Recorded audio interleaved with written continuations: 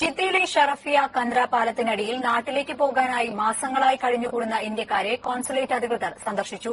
പ്രശ്നപരിഹാരത്തിനായി help desk ആരംഭിക്കണമെന്ന് OICC ഭാരവാഹികൾ ആവശ്യപ്പെട്ടു.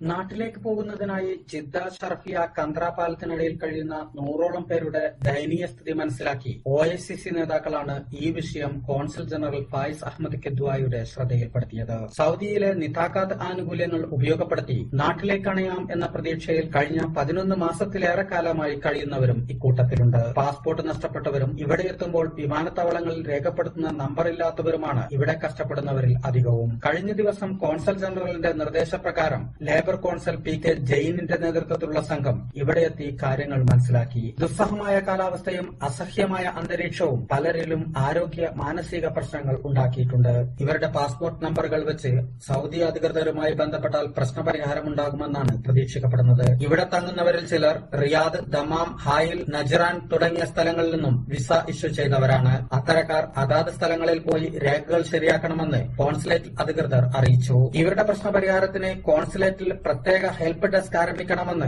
ഇവരോടൊപ്പം സന്ദർശിച്ച ഒഐസിസി നേതാക്കളും ആവശ്യപ്പെട്ടു. മാസങ്ങളായി കഠിനമായ ചൂടിൽ ഇവിടെ കഴിയുന്നവർക്ക് പ്രതീക്ഷയുടെ പുതിയ നാമുകൾ സമ്മാനിച്ചാണ് കോൺസുലേറ്റ് അധികൃതർ ഇവിടെ നിന്നും മടങ്ങിയത്. KTA മുനീർ, ജയ് ഹിന്ദ് ന്യൂസ്, ജിദ്ദ.